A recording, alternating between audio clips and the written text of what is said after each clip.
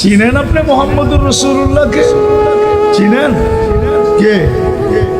আরে বলেন না, মোহাম্মদুর রাসূলুল্লাহ কে?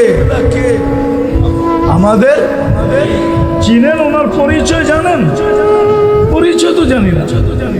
উম্মত বলে তো দাবি করি, নাম শুনলে চুমা দিয়া চোখে লাগাই। রাগ হয়ে গেলেন?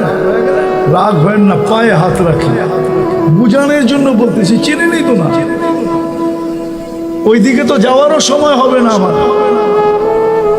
উচিত তো ছিল লম্বা সময় দেওয়া আপনাদেরকে, তাইলে হয়তো কিছু বুঝাইতে পারতাম, বিবেকের পর্দা খুলতে পারতাম।